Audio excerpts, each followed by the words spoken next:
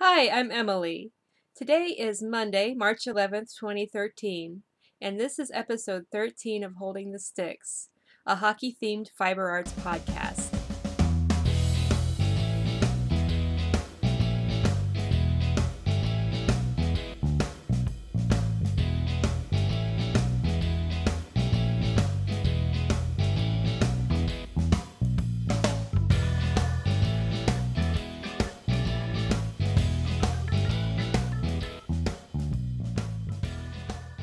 Hi everyone, welcome to my craft room here in the Blue Ridge Mountains of North Carolina.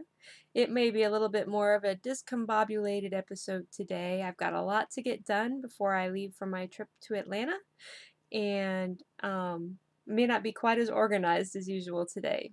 If you see a little white speck on the screen here, I've got some kind of reflection thing going on. It's right there. I apologize for that. Can't really figure out how to fix that at this point, so I hope it's not too distracting. As far as problems go, I guess that one's pretty small. Anyway, like I said at the beginning, my name is Emily. You can find me as Shanti Dragon on Ravelry and as Emily3022 on Plurk and Twitter. I would like to thank everybody who has been in communication with me over the past week. Some of you have really lifted me up on some low days, and I appreciate it more than I can even say. Um, I want to thank everyone who's been on the Ravelry group and everyone who's talked to me on social media.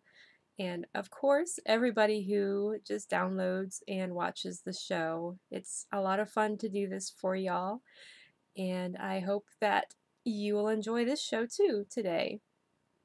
I wanted to specifically thank this week Hippie Penguin, who is Hillary, and she has her own podcast as well, the Hippie Penguin Podcast. And I've only got to watch it once, and I enjoyed it. So things have been just so busy, I haven't been able to spend as much time as I'd like watching podcasts.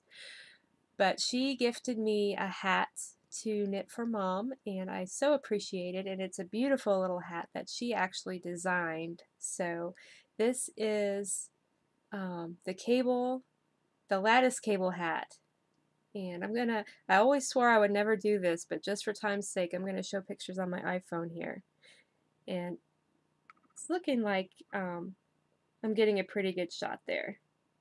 And that's the hat that Hillary gifted me, the hat pattern. And then also Fifikins, who hosts a Down Under Yarn podcast. Her name is Fiona. She also gifted me a hat pattern to knit for Mom or for myself, she said. And it's just lovely. Both of the hats are just beautiful. And this one is called Lavender, and it's by Georgie Halliam. And this is what that one looks like. There it is. Isn't that pretty? I love cables, so that first hat is really right up my alley, and I love um, kind of floral looking things or leafy or nature looking things. So this is also right up my alley, and Mom, I think, shares those same loves with me. So thank you both so much for that. I really appreciate it. And I wanted to bring up real quick the last episode that I posted, episode 11. There was an error for about the first 24, 36 hours that the episode was live. If you watch on iTunes or Blip or use Downcast or anything like that, that episode cut off after about, excuse me, 11 minutes or so. I fixed that on Wednesday evening or Tuesday evening. I can't remember now. It is fixed. If you had trouble watching episode 11, it is fixed and you are good to go to watch that if you haven't been able to. Let's see, there might not be a podcast next week. I have a feeling there will be, but it won't be a normal one, and it will be posted late. Like I said, I'm going to Atlanta, and I'm going to be doing interesting things that I'll talk about more in the post-game chatter. So I'll hopefully get some footage there. You never know what's going to happen when you go on one of these trips, though. So if there's not an episode next week, you know what happened. And I'm going to try and keep it short today, but it's not looking good already. I'm already rambling like crazy. Also, during this episode, my husband may come home from work. He is taking a half day today so he can continue preparations for the trip. And so he may come in the middle and there will be barking and pandemonium for a little bit. So I'll try and pause that when it happens. But if not, you may want to be aware of the possibility of sudden noises in this episode. All right, with that, let's get into the pregame report, shall we? This week on the show, I've got several projects on my needles, and my spinning wheel has been busy this week. I'm going to talk more about the March Hatter, the Mad, I can't even say the name of my own knit-along, the March Mad Hatter knit-along crochet along, and I am going to announce the prize for that. I'm going to talk about starting running again after my winter break. I will feature Sock Bunny Knit and Fit on the Around the League intermission. That's the second intermission. And I'm going to talk in Hockey 101 today about safety equipment.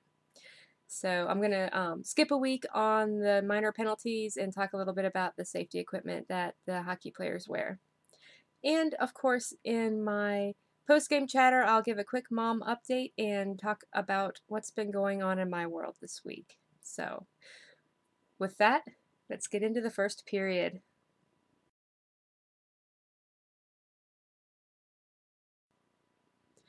Welcome to the first period. We've got some action going on in the zone with some developing play.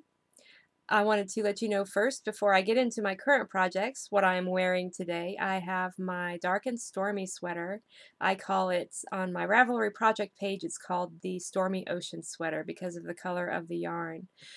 This is a pattern called Dark and Stormy by Thea Coleman, and it was such an enjoyable knit, and I'm so happy with the way it turned out. It's a little big on me now, but it still looks pretty good, I think. I like to think so anyway. It's a little baggier than it used to be. But this was knit with the Valley Yarns. That is the Webb's Yarn Company, or the Webb's Yarn house brand. So this is Valley Yarns Northampton. And it's wonderful yarn. I really like it. It came out really nice. It's washed and worn really well. There's a few little pills, you know, on the inner arms where you rub against.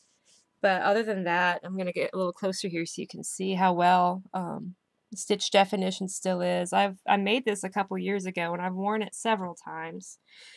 You'll see here the way the pattern is. I'm sorry, I shook the camera. The way the pattern is, it has 4 buttons. You can only see 3 here. And then when I put it on, it felt like it needed one more, but I'm not quite ready to try sticking another buttonhole. So I just put a little angel pin in there just to hold it closed a little bit further. The most beautiful part of the sweater, in my opinion, is the back of it. So I'm going to try and turn around here. Hopefully you can see that okay. We'll see. It looks like you can. And it has a nice shawl collar. It keeps my neck a little bit warmer in the wintertime when my neck tends to get cold because I'm a short-haired girl. So that is the Dark and Stormy. I don't remember the color name. I'll look real quick and see if I have it here. The colorway is Ocean Heather, and that's like a blue-green, which it's coming out pretty well on the camera. So that is what I'm wearing today. Mork, the sweater I've been working on for the last several months, didn't get any love at all this week, so I actually put Mork on the bench this week. I'm doubting it's going to get much love in the coming week with my trip coming up, but we shall see. I really want to get the front of that sweater done, and I'm so close. So I can start on the sleeves, and once I do that, I think it'll be a pretty quick process to get that done. All right, now for the current projects on my needles. Let's see, we have one thing currently being worked on this week, and that is the Knit Sampler Afghan by Coats and Clark. Let me get a picture. I am doing this as a part of the Apple Blossom and You blanket knit along, which is going to run the whole year. We do 2 squares per month. And she started it with the Great American Erin Afghan, and that book had either gone out of print or was back ordered everywhere, and we couldn't get it, so I decided I would do this sampler Afghan by Coates and Clark instead. And this is kind of what it'll look like finished. There we go. And that's the first time I've been able to show you all a picture of that. I am using Red Heart Soft yarn, and it's in the grape colorway for this week's square that I'm working on. This is probably the most complicated square. Well, maybe not the most, because there's a colorwork one coming up that's probably going to require a lot of attention too, but this has been slow going for me because I have had to pay close attention. I'm starting, now that I've been through one repeat, I'm starting to get the hang of it. So, and that color is actually coming out pretty close today. So I'll probably do one more repeat, 1.5 more repeats on this square. And I love this one because, as you all know, I love cables. So there's that. So the weather today is overcast. Actually, it's raining and it's windy. You may hear some wind from time to time. So I have my windows open a lot, letting in a lot of natural light, and that seems to really be helping my colors here. So go figure. I guess it can't rain every day. So that's the only thing that's actively on my needles. However, I have some Spinorama this week. I have a Shoot She Scores. I finished the project I showed you last week that I was spinning. So I will show you that. Try not to catch my arm on fire. That would not be good. Entertaining for y'all maybe, but not good for me. Okay, this is the yarn that I showed you last week. I had just one skein off of the bobbin last week and one still waiting to be plied. So I plied that second one, and I love the way it turned out. This is 4 ounces of BFL silk from Friends in Fiber in the Bollywood Bash colorway. I've got my ties all hanging off here. That's just how I roll, y'all. Sorry. I don't know how y'all make your ties look so pretty. Anyway, I got 450 yards, and I think this is probably a fingering weight. It may be up in the sport weight range, but I think it's probably fingering. It's Navajo plied. Those colors are showing pretty true. When I washed and snapped this yarn, the washing muddied the colors just a little bit, but I still think it's absolutely beautiful. And it wasn't a major color shift or anything. You can tell just a little bit. So I am super excited to figure out. I'll probably do a shawlette or something like that with this yarn. So it's really soft too. And very squishy. I love BFL. I'm not usually a big fan of spinning silk blends, but this one didn't bother me at all. So yay. There's a little She Shoots, She Scores Spinorama, and when I took this off the wheel, I of course had to put something else on. So I started some alpaca that I had gotten at a local yarn shop. And this alpaca is interesting. I got 8 ounces. Let me get it here. There's going to be a little crinkling. And this is a Paca Puff. Yeah, you can see that pretty well. 100% baby alpaca, hand spinning top. And the interesting thing about this is it's from the Alpaca Yarn Company. I believe that's what it's called. Yes, the Alpaca Yarn Company. However, it's labeled and sold locally by a local farm, Apple Hill Farm. There you go. And that's an alpaca farm in Banner Elk where I used to work. It's about a 45-minute drive from here. I have never been here, and the reason for that is I work on Saturdays and their farm tours are on Saturdays. So I could call and make an appointment and go. I just have never gotten around to it. But they do raise their own alpacas, and they send off that alpaca to be processed into socks, which I can also buy at my local yarn store. They don't, as far as I know, they don't yet have their own alpaca fiber for sale. It's cheaper for them, I understand, to just get generic alpaca, or not generic, but it's alpaca from a mill. And wow, that was kind of a techno rave effect I had there a second ago. Getting ready for my trip. Anyway, back to business. I have finished what I'm doing. This is 8 ounces. I split it into three batches, and I'm going to make a 3-ply. I'm intentionally spinning this thick. This is going to be probably a bulky or a super bulky yarn when I'm finished. What on earth I'm going to do with it, I don't know. I just felt like spinning thick. So here is the first bobbin. And it is so soft, you guys. I love it. So you get a little closer, maybe it'll, there we go. And I've got the second bobbin, I'm spinning, I'm probably about halfway through it. I'm looking at my wheel over there. I'm about halfway through that one, and then I've got the fiber that's in the bag, that's the third batch. And then I will apply them all together. Whatever is left, I'll either 2-ply, or I will Navajo ply, or I'll figure that out when I get there. So that's exciting. I have a couple of knitting she shoots, she scores this week, and I have them right here.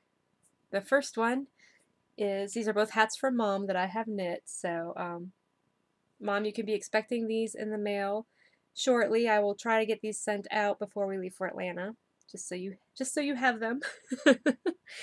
The first one is called The Race for Life 2009 Chemo Cap by Erica Downs. This is probably my favorite one that I've done so far. I'm going to have to knit one of these for me, just because it's so, well, you'll see. Here it is. I'll put it on for you too so you can see. It's coming out a little off color. It's really a periwinkle, kind of a periwinkle blue. I changed this, modified this pattern just a little bit. I added 4 stitches of garter at the bottom edge to help keep it from curling. It still curls a little bit, but once you put it on, it doesn't curl anymore. This is the lightest, softest, most comfy cap I have ever put on my head. So I love this one. And being short-haired myself, I have a feeling I will be knitting a couple of these to wear to bed in the wintertime.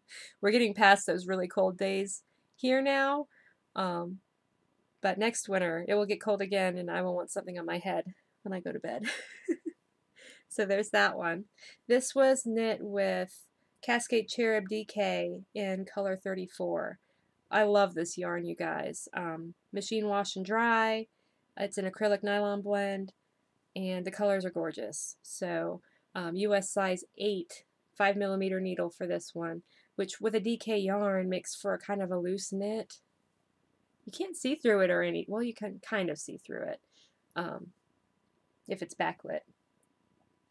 But I think that's part of why it's so soft and drapey and nice. Look at my hat head. I shouldn't bother because I'm about to put another one on for you. The next She Shoots, She Scores is the Not Just for Chemo reversible cloche. This one Mom may not get much use out of. For one thing, I'll show you real quick. For one thing, it's very tight knit. It doesn't have that soft feeling. It's not scratchy or anything like that. But it just doesn't feel soft and silky like the other one did. And this is by Mary Keenan. And I used Bernat satin in the Plum Mist Heather colorway. I think this is a worsted or an Aran weight. I think it's worsted. US size 4, 3.5mm. So again, knowing this is a worsted yarn using a size 4 needle, that tells you how tight knit this is. Now it doesn't stand up by itself or anything, but it's not soft and drapey like that other one. You could wear this hat 2 ways. You could probably wear it more than 2 ways. You can put it on, oops, this way and kind of bring the brim down over your eyes like this. And I've heard that chemo patients like this because it covers where their eyebrows would be. You can do it that way. You can fold up part of the, oops, not quite like that. Fold up part of the brim if you want, like that, sort of. You can also like put a little button or an embellishment somewhere wherever you want the brim folded up. Or I kind of like this way too. If you're not going through chemo and you have a ponytail, you can leave this little slit at the back and your ponytail can stick out of there. But if not, you can put it in the front and kind of do a little interesting fold up that way. Probably want it to be a little more off to the side so you don't look quite like a pilgrim so much. So that is that one. It's alright. Not my favorite. But maybe it will come in handy for Mom, or she can find somebody who can use it. So I was hoping that would turn out to be a little bit like a sun hat, but she will melt and roast in this in Raleigh in the summertime in the sun. I'll need to knit something in a lighter color for that, or find her a nice, like a straw hat or something like that. So that is it for the first period and in the zone.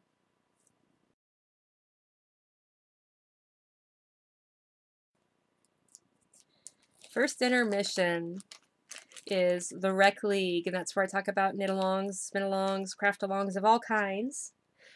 And this month we have the March Mad Hat-along, or as I'm calling it, the March Mad Hatter Knit-along Crochet-along. And this week I get to announce the prize for that because last week I hadn't come up with one yet. So I have a choice of prizes this time. That way you can choose something that you would really like to have.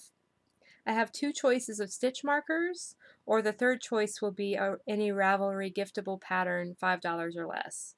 So this is the first choice for stitch markers. Let's see if it'll focus without anything. There we go. Okay, this is the first choice for their stitch markers. These are hematite beads with silver colored findings. These will fit large needles, at least probably up to a 15. I can't guarantee that because I didn't check them, but they are very large and they dangle quite nicely. So there are 3 of those. The second choice for stitch markers are these carnelian ones. There are 4 of these, if I can get them out of their little bag here. Here we go. And there may be an edit here too if I can't get the camera to focus. But here are the carnelian ones. Oh, that worked really well. I love these. I never thought of myself as an orange person, but as I get older, it seems like I like orange more and more. So that's the second choice of stitch markers. And these are both semi-precious stones, or semi-precious gems. I don't remember. They're the actual stones is what I'm trying to say. And like I said, the third choice will be any Ravelry gifted or giftable pattern, $5 or less. So if you win for the March Mad Hat-along, then you get to choose one of those 3. A little bit about the knit-along, crochet-along is you can knit or crochet any hat and finish it before the end of the month, so March 31st. You can have started it before March, that's fine. If you just finish it during March, go ahead and enter it in. If you happen to donate your hat, you get a second entry, and just check the Ravelry group for more details on that. The prize will be drawn sometime on April the 1st. I'll announce it on the next podcast after that. And what I will do, the thread I have for the knit along, crochet along is chatter and pictures. So what I do is I just use my random number generator and generate a number until I land on the on a post with a finished object, or just a qualifying post. So that's how I do it. And I hope everybody will knit along with me while I am doing more hats for Mom. You don't have to do hats for Mom. I would love it if you would donate locally to people in your local area. Homeless shelters, hospital NICUs. Some hospitals just take hats for newborns. It doesn't have to be the NICU. There's so many places you can donate hats. One of my favorites is, like I said last week, the Pine Ridge Reservation OB ward. You can find out more about that at Bundles of Joy, the Bundles of Joy group on Ravelry. So I should hopefully remember to link to that in my show notes. I don't think I remembered to last week. All right, That's it for the first intermission. Let's get into the second period.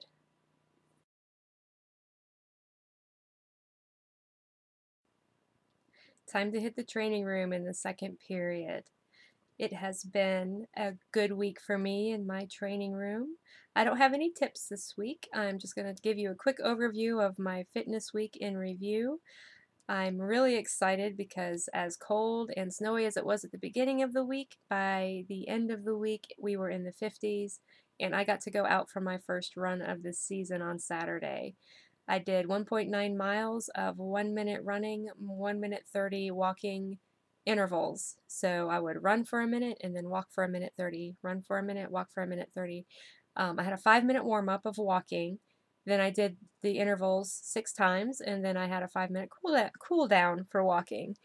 And oh, I enjoyed it so much. I am really pushing my pace this year.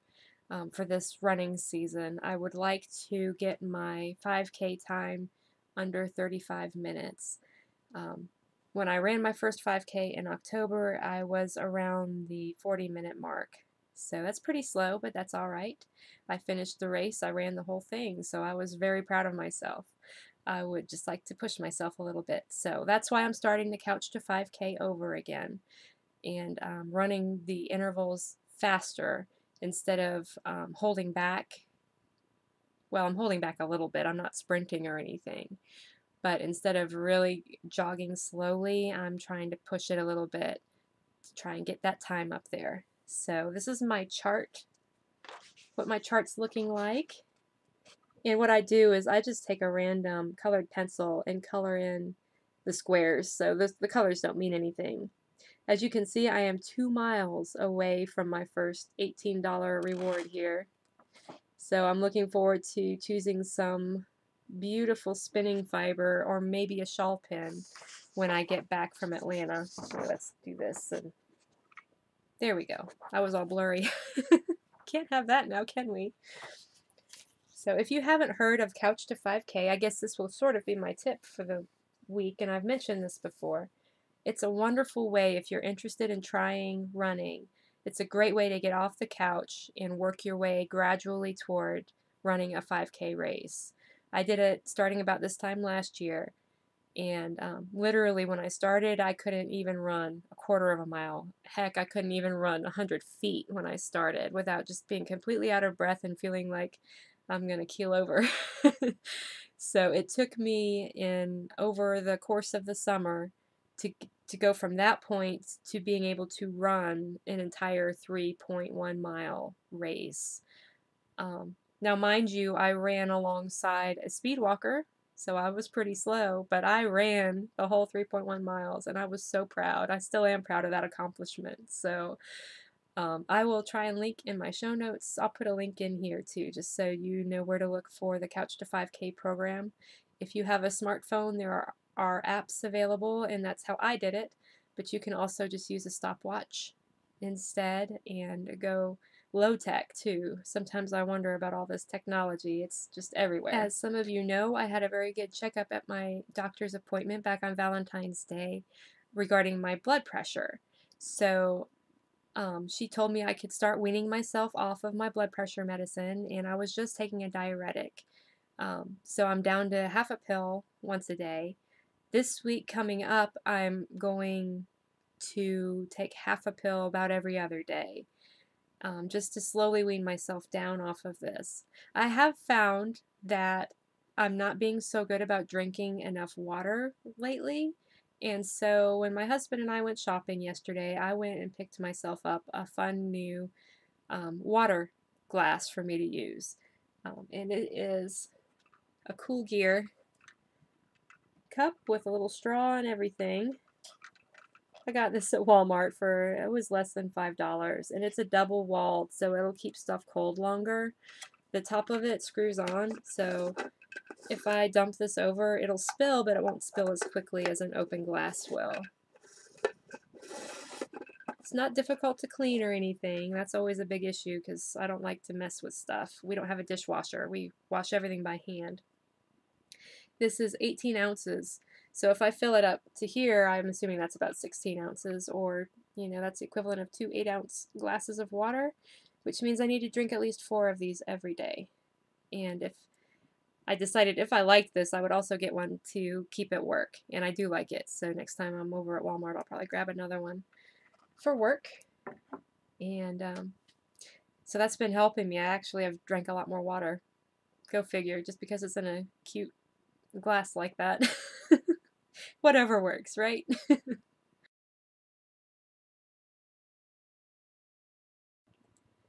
Around the league today, I wanted to share with you one of my favorite video podcasts that I look forward to each week, and that is the Sock Bunny Knit and Fit podcast. It's hosted by Kimberly. Her name on Ravelry is Sock Bunny. Sometimes she has a co-host named John John, who is a stuffed bunny rabbit. He's adorable.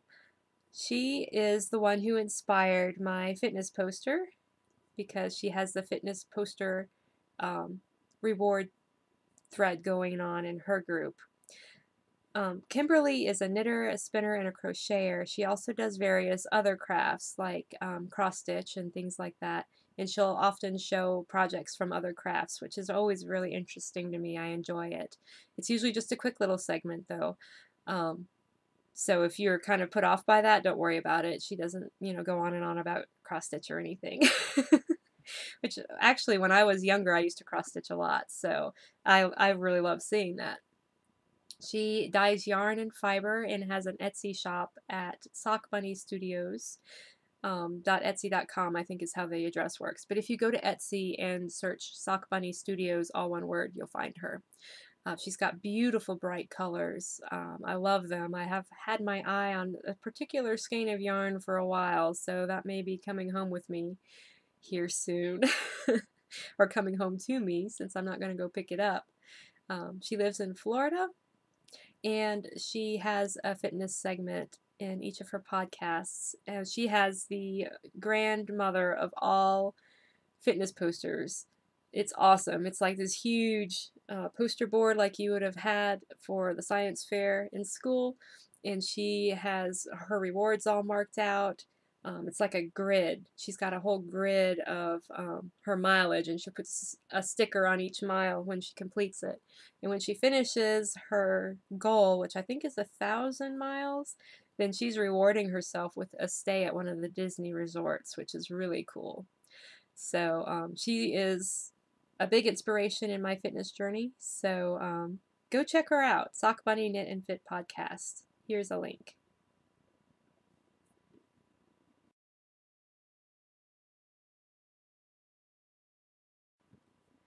Time to drop the puck for the third period and a little bit of hockey talk.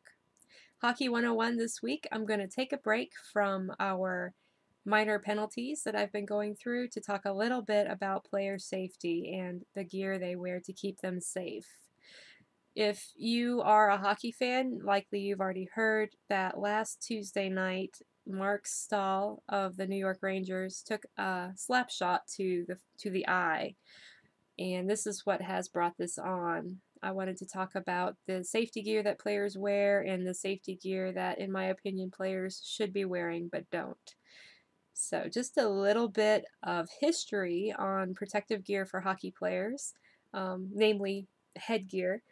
Helmets were not required in the NHL until 1979, and that just boggles my mind. Can you imagine playing hockey and skating around out there with all the pucks flying around and everything with no helmet, and you could fall on the ice and bash your head and all kinds of things. But they were not required until 1979, and the way they did it was if you were already in the league, you were grandfathered in. So if you were already playing hockey, you didn't have to wear a helmet. And the last guy who was still going helmetless retired in 1997. So that's really interesting to know. So he was one guy without a helmet with all these other guys with helmets. So if you came into the league after 1979, then you had to wear a helmet. Goalie masks. If you think about what a hockey goalie does, standing in front of the net and taking slap shots and wrist shots and all kinds of, pucks flying at him all the time and players running into him and all that stuff. They didn't wear helmets in the beginning. The first goalie to insist on wearing a goalie mask was in 1959. And that was one of those Jason masks, you know, the fiberglass with the little holes for the eyes and the little hole for the mouth and nose so you could breathe. But mostly it protected your nose and your face. So 1959 was the first time a goalie insisted on wearing one of those. Over the next 14 years, the mask became a lot more common for a goalie. Today's goalie masks are very different. I should have brought one that my husband made for me for a Halloween costume, which is actually a catcher's mask, but it looks very similar to a goalie mask. It's a fiberglass helmet with a little thing that comes down over your chin, so it's like a chin and neck guard. Not really neck, there's a different thing that hangs below to protect the goalie's neck. And then it's got a cage, wire cage over the eyes. So that is standard for goalies and required for goalies now. And actually, if a goalie's mask comes off during play, then play will stop so that the goalie can get his mask back on because safety. So other than the headgear that is worn by players, most players will wear shin guards, knee pads, of course jock strap or a Jill if you're a woman, that's just a pelvic protector for a woman. They'll wear shoulder pads, forearm guards, elbow pads, a mouth guard. And then the item that is most under debate these days, well, there are two actually that are under a bit of debate these days. The one that I wanted to talk about mostly today was the visor. Or a half shield. It is just a clear plastic shield that goes over the top part of a player's face, and that will protect the player from most eye injuries and some nose injuries sometimes, depending on how low their half shield comes. Some of them are just right below the eyes, and some of them come down almost to the end of the nose, so depending on what kind of visor they're using. The injury that happened to Marc Staal was extremely scary. You can find video of it on YouTube. I have actually not watched any of that video. I have a hard time watching players get hurt. Occasionally I'll watch out of kind of professional interest, I guess, as a massage therapist, and I'll like see how certain injuries can happen and things. But usually if it involves blood, then I'm not real keen to watch it.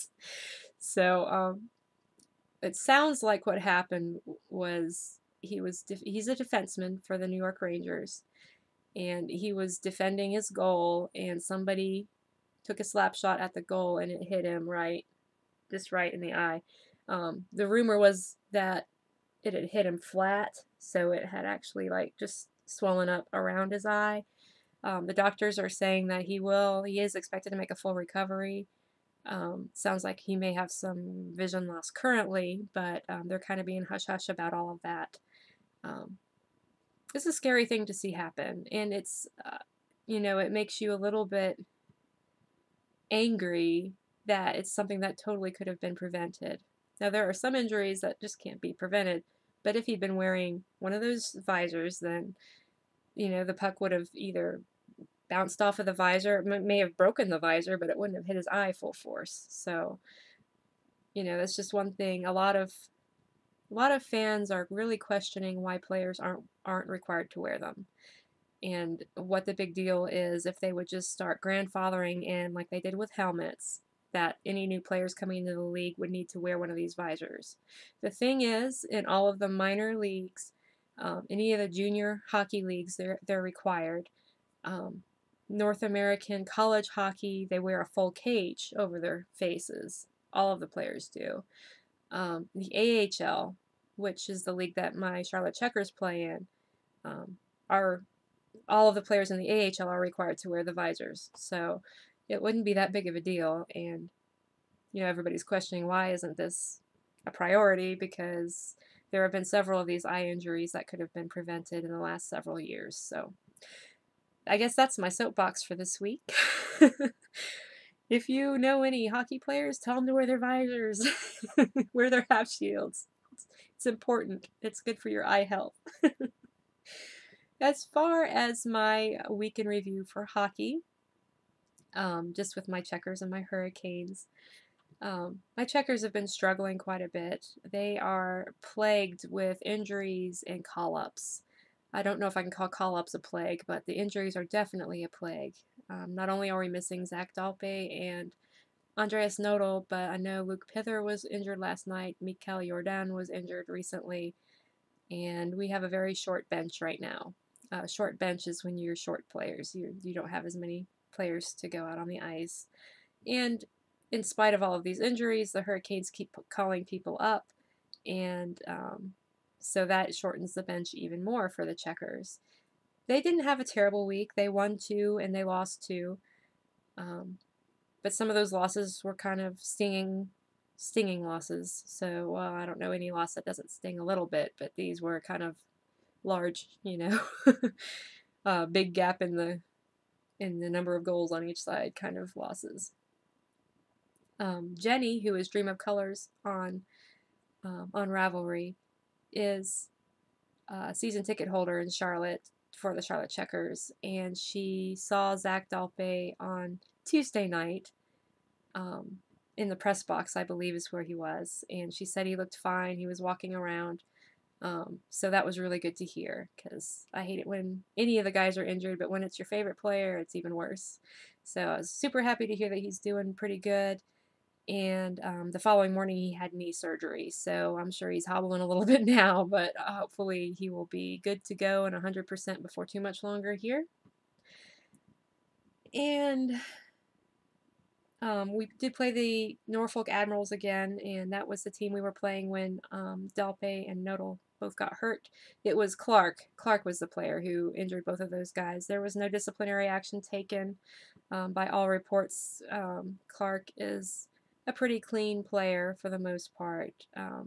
Still makes me wonder, though, the same injury on 2 different guys. But who am I? I didn't actually see the plays that happened, so I can't say honestly one way or the other. It just seems a little suspect to me. So, but we did, the Checkers did beat the Admirals, and that was, that felt good. The Hurricanes had 2 wins and a loss this week, and the coolest thing that happened, I would say, this past week for the Hurricanes was that they called Checkers forward Chris Terry up from Charlotte, and Chris Terry has been working hard in the minors for 4 years, and this is his very first NHL call-up. And buddy, he didn't waste it.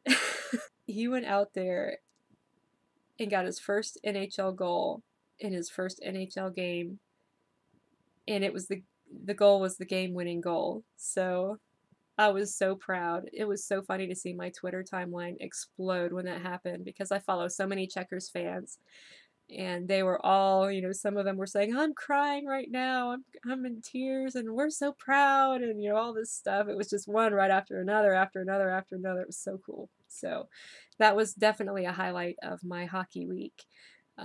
The other highlight, of course, is that the Hurricanes swept their season series with the Buffalo Sabres. So they won all 4 games, which was nice. Was it 4 or 3? But they won all their games against the Sabres this season, which, that's a big rivalry, so it always feels good to us when that happens. So that is about it for all of my hockey jibber jabber.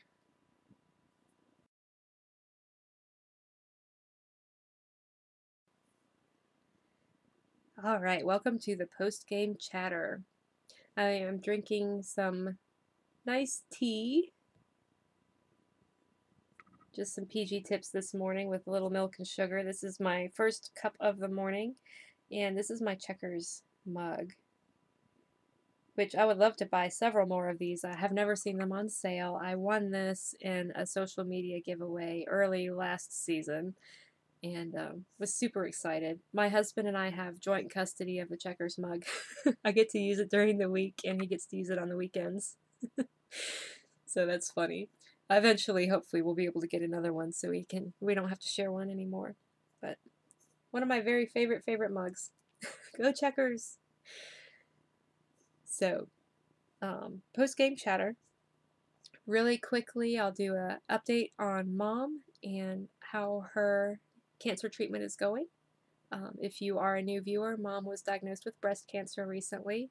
She had her first chemotherapy treatment last Wednesday.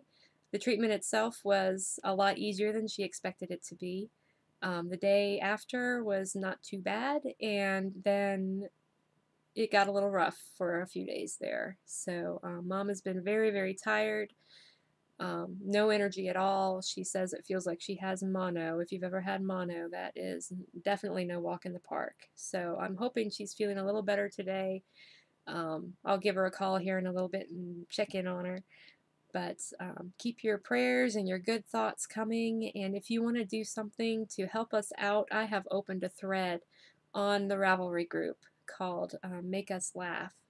And if you would post any jokes or funny stories or funny videos in that thread, that would be awesome, because we are of the belief that laughter is definitely the best medicine. So if you want to help us out, that is probably the very, very best way to do it. So thanks in advance for any of those posts that you put in there. As far as what's going on in my little world here, we are preparing for our trip to Atlanta, and we are so excited. We will leave here in a couple of days. We've got the dog sitter lined up to come to the house and stay for the days that we're gone, so the house won't be empty, and so excited. I spent most of the past weekend wearing various parts of my skunk costume while Fox is making adjustments to it. We purchased the skunk costume from a very good friend of ours who recently had a baby, and she doesn't fit in the costume anymore, and the costume was getting older and a little bit, looking a little bit rough. So she had actually retired this costume. And so Fox got a hold of it and purchased it from her, and he has updated the face, the head of the costume, and made some adjustments to the size of the costume. I was actually able to wear this costume a couple of years ago, and it fit me perfectly back then, but since I've lost weight, it doesn't fit as well anymore. It was kind of saggy baggy, which was kind of cute in and of itself, but he brought in the hips and the back a little bit. The funniest part was that I was wearing the costume, and he was kind of looking me up and down and like, well, this needs to be fixed and that needs to be fixed. And he goes, last time you wore this costume, last time you wore this costume, your boobs were bigger. He said, do you think you could stuff something in there? And so I went and I grabbed a couple of skeins of the round skeins of merino wool, stuffed them in there. He's like, yeah, that's more like it. No, I know I can't walk around with merino stuffed in my bra, so I'm gonna have to figure out something else to stuff in there just to make her look more feminine. I laughed so hard. I know a lot of women would have been like, oh, what? But it doesn't bother me, I don't mind. When you lose weight, you lose it from all over. And that's just the way it works. And he obviously still loves me just the way I am. But, just the logistics of the costume, it needed a little bit of something there. So, yeah. Stuffing merino in my bra. It was pretty soft, too. That's a pretty good test to see how soft a yarn is. So we will leave in a couple of days and spend about 5 days, 4 days really, in Atlanta, and a couple of days traveling. My husband is one of the school of waking up extremely early on a travel day, so we will be on the road by 5 a.m. most likely to get to Atlanta right around noon or early afternoon. We're looking at possibly having to park away from the hotel this year because of the parking rate is $17 a day, and that adds up after 5 days. We may actually go to the hotel, unload all our stuff, and then have Fox drive the car out to one of the outlying MARTA stations and ride to leave the car at the MARTA station for $5 a day, and then ride the MARTA. I think those are trains. I might be wrong. They could be buses. Either way, he'll ride it in to the hotel, and then we'll have to do the opposite, of course, when we leave. We can't just bring all our luggage on the MARTA because there will be a lot of luggage. when we go to one of these cons. And for those of you who are watching for the first time, we are attending a costuming con for a weekend in Atlanta. Um, it looks like we're moving in. We have several boxes, rolly carts, suitcases, bags. We usually bring a microwave, and we always hope we'll get a refrigerator because of Fox wears. It's called phase change, is what it's called. This is a material that was developed for the military. You put it in your freezer, and it's like a gel. They're gel packs, and you put these gel packs in a vest, and then you can put your costume on over the vest with the gel packs. The gel packs stay at about 54 degrees, um, whether you refrigerate them or freeze them, and they'll stay that way for 2 or 3 hours. So that keeps him cool in his costume. I don't have any of the fancy stuff yet. I'll just have to deal with being in the costume for shorter periods of time and, you know, drinking lots of water and all that. That's okay. I'll definitely get my fitness in this week, I guarantee. Not to mention they'll have a fitness room at the hotel and everything, but with all of the running around and shenanigans going on in this costume, I will definitely get my fitness in. But that's why we need the fridge, so he can put his phase change thing in the fridge. But if not, we'll have a cooler with us. And typically, when we go to Atlanta, we eat 2 meals a day in the hotel room. So we'll have lots of food with us, usually. But since we actually got a tax refund this year, we are going to treat ourselves and only eat one meal per day in the room, probably breakfast. So we're really excited about trying some of the local food around Atlanta. So excited to be able to do this and really have a good time and get away from it all. So I think that's about it for this week. So until next time, may all of your fiber arts projects and your favorite hockey teams stay out of the penalty box. Bye-bye.